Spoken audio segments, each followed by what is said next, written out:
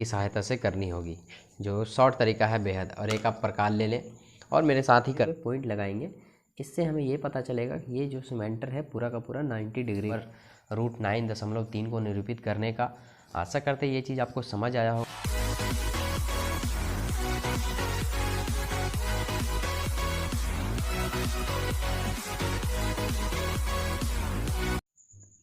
आपको याद होगा कि पाई को एक वृत्त की परिधि और उसके व्यास के अनुपात से परिभाषित किया जाता है, अर्थात पाई बराबर C/D है। यह इस तथ्य का अंतर्विरोध करता हुआ प्रतीत होता है कि पाई अपरिमेय है। इस विरोध का निराकरण आप किस प्रकार से करेंगे? सबसे पहले यहाँ पे ये समझिए कि यहाँ पे क्या बोला है, पाई अपरिमेय है, लेकिन इसका क्या है, अंतर्विरोध करता है। मतलब ये कन्फर्म नहीं है कि पाई जो है सो एक अपरिमेय संख्या है। तो मैं आपको बता दूं, पाई जो है ना, जिसका मान 22/7 होता है, ये एक अपरिमेय संख्या है। परिमेय संख्या को P/Q के रूप में लिख सकते हैं और ये भी P/Q के रूप में ही है। लेकिन जब हम इसे भागा करेंगे तो पॉइंट के बाद, दशमलव के बाद संख्याएं क्या होंगी, आती रहेंगी, रिपीट होती रहेंगी। इसीलिए हम इसे पूरा फिक्स नहीं लिख सकते हैं। ये जो पाई का मान 22/7 आप देख रहे हैं, ये पाई का फिक्स मान नहीं है, ये लगभग में ऐसा निकाला गया है। अगर पाई का मान निकालेंगे पूरा प्रॉपरली तो इतनी मोटी एक किताब भर जाएगी सिर्फ पाई के मान से। तो ये फिक्स मान नहीं है पाई का, ये लगभग मान है ना। तो यहाँ पे कहीं ना कहीं अगर हम देखेंगे तो पाई जो है, इसका मान कितना है, 22/7। तो 22 या फिर 7, कहीं ना कहीं ये एक अपरिमेय संख्या है। इसीलिए 22/7 भी क्या होगा, एक अपरिमेय संख्या होगा। और आप जानते हैं पाई जो है वो अपरिमेय संख्या है। तो यहाँ पे क्या बोला गया है कि पाई बराबर क्या है, C/D है। यह इस तथ्य का अंतर्विरोध करता हुआ प्रतीत होता है कि पाई अपरिमेय संख्या है। तो यहाँ पे क्या है, इसमें हमको सिर्फ दिखाना है कि ये अंतर्विरोध जो कर रहा है वो सही कर रहा है या गलत। तो वो गलत अंतर्विरोध कर रहा है, ठीक है, ये बिल्कुल गलत है। तो इसका जो हल होगा वह कुछ इस प्रकार से होगा। चूँकि पाई बराबर C/D, इसीलिए पाई बराबर 22/7 हम लिख दिए हैं यहाँ पे। अब हमें थोड़ा सा और लिखना है। क्या लिखना है, देखिए, C और D में कोई एक संख्या अपरिमेय है, इसीलिए C/D भी अपरिमेय संख्या होगी। सिंपल सी बात।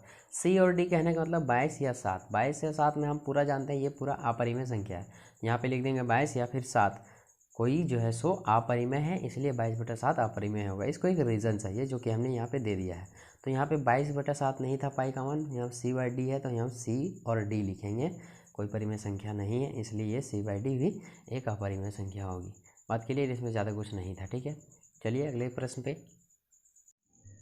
संख्या रेखा पर √9.3 को निरूपित कीजिए या दर्शाइए।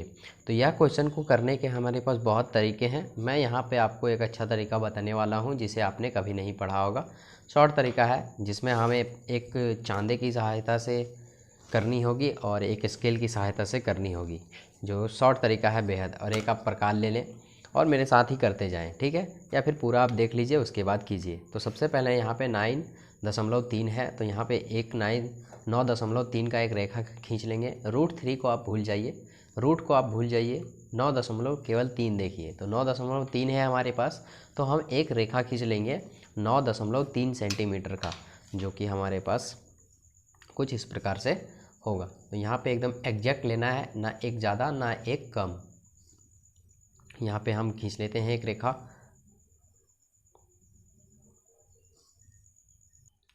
नौ दशमलव तीन, ध्यान रहे 9.3 ही लेना है हमें। तो यहाँ तक 9, 1, 2, 3। थोड़ा सा मैं इसे और बढ़ा देता हूँ ताकि 9.3 हो जाए।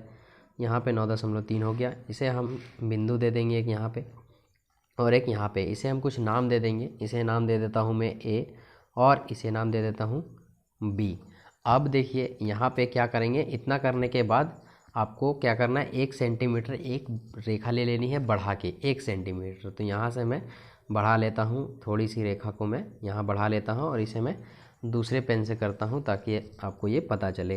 1 सेंटीमीटर लेने हैं, ज़्यादा नहीं लेना है। और इसे भी हम नाम दे देते हैं, इस बिंदु को नाम दे देते हैं C।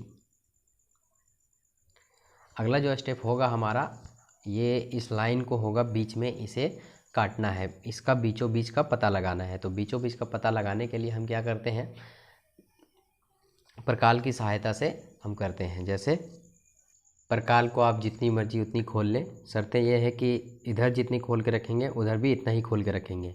और एक चीज़ का ध्यान रहे, ये जो लाइन है आप देख रहे हैं, इससे इस लाइन के आधे से ज़्यादा खोलना है, बीच से आधे से ज़्यादा, कुछ इस प्रकार से। इतना खोलने के बाद एक चाप हम ऊपर लगाएंगे और एक चाप हम नीचे लगाएंगे, कुछ इस प्रकार से। और यही खुले हुए भाग से हम इधर लाएंगे और बिंदु ए पे रखेंगे।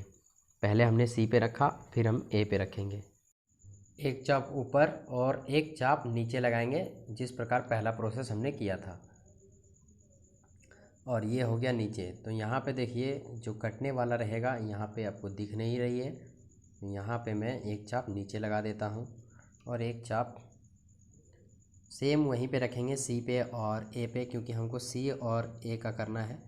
तो देखिए दोनों पे जहाँ कटा हुआ आपको दिख रहा है, यहाँ पे हम क्या करेंगे, स्केल को रखेंगे और ऊपर वाले और नीचे वाले को हम क्या करेंगे, आपस में मिला देंगे। तो यहाँ पे जो लाइन कटेगी वही इस लाइन का ए और सी का मध्य भाग होगा, जो कि हमें ज्ञात करना था। तो यहाँ पे हम क्या करेंगे, ऐसे एक लाइन ड्रॉ कर देंगे। तो मध्य का भाग जो है सो निकल चुका है। अब अगला स्टेप हम देखेंगे, प्रकाल को आप खोलेंगे और यहाँ मध्य बिंदु पे रखेंगे। इस मध्य बिंदु का हम नाम दे देते हैं ओ। ओ पे प्रकाल की नोक को रखेंगे और यहाँ पे जो पेन की नींव है हमारी, ए पे से मिला लेंगे और इधर सी से मिला लेंगे। इतना मिलाने के बाद हमें यहाँ पे एक चांद की रचना करनी है, कुछ इस प्रकार से। जैसे हम यहाँ पे एक रचना करेंगे, हमारी एक पूरी चांद बन के तैयार हो जाएगी। इतना करने के बाद अगले स्टेप में हमें क्या करना है, यहाँ पे ये जो बी पॉइंट लगाए हैं यहाँ पे, इसे हमें ऊपर की ओर खींचना है 90 डिग्री पे। 90 डिग्री को करने के लिए हमें डी की आवश्यकता होगी, जिसे हम लोग चांद भी बोलते हैं, चांद। तो यहाँ पे हम कुछ इसे इस प्रकार से रखेंगे। चांद रखने के लिए आप सभी को आता होगा तो बहुत ही अच्छी बात है, नहीं आता तो यहाँ पे सीखिए। जब भी 90 डिग्री का एंगल बनाना होता है तो हम उसे बिंदु पे सेंटर पे रखते हैं और ये वाली लाइन 90 डिग्री का है, तो इसे हम देखेंगे और यहाँ पे एक 90 पे पॉइंट लगाएंगे। इससे हमें ये पता चलेगा कि ये जो सीमेंटर है पूरा का पूरा 90 डिग्री का है। अब यहाँ पे हम स्केल को रखेंगे और इसे आपस में मिला देंगे। मिलाते समय ध्यान रहे, हमें उस बिंदु तक नहीं जाने हैं, हमें इस डी तक ही जाना है। तो यहाँ पे हम क्या करेंगे, इसको ऐसे मिला देंगे। मिलने के बाद हमें इसे नाम दे देना है, तो इसे मैं कुछ भी नाम दे देता हूँ। इसे नाम दे देता हूँ मैं डी। तो यहाँ पे डी हो गया।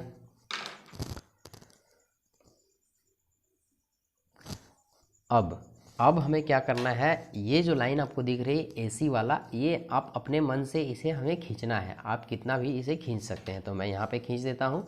एक बात का ध्यान रहे, पहले नहीं खींचना है, इतना बना लेना है, उसके बाद ही खींचना है, ठीक है। तो मैं इसे यहाँ से आगे की ओर ले चलता हूँ।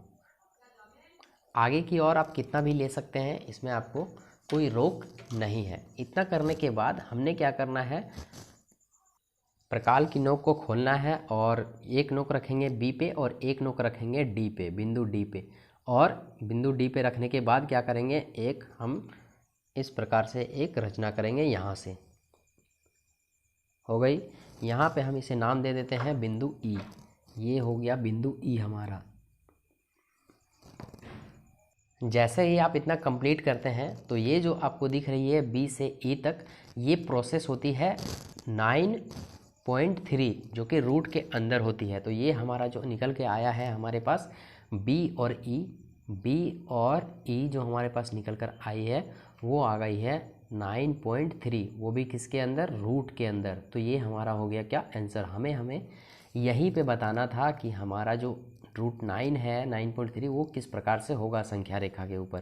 तो यहाँ बी और ई जो है 9√3 है पॉइंट में, और ये हमारा जो बी डी है ये भी सेम है, ये वाला और ये वाला सेम है। तो यही प्रोसेस था कुल मिला के संख्या रेखा पर रूट 9.3 को निरूपित करने का। आशा करते ये चीज़ आपको समझ आया होगा। हमें पता है एक बार में पूरा आपको समझ नहीं आया है, अगर आ गई है तो अच्छी बात है, और नहीं आए तो वीडियो को दोबारा देखिए, आपको ज़रूर समझ में आएगी। अब हम देखते हैं इसका लास्ट प्रश्न, जो कि है 5 नंबर क्वेश्चन और एग्जाम की दृष्टि से वह क्वेश्चन बहुत ही ज़्यादा महत्वपूर्ण है, तो आप उसे ध्यान से देखिएगा।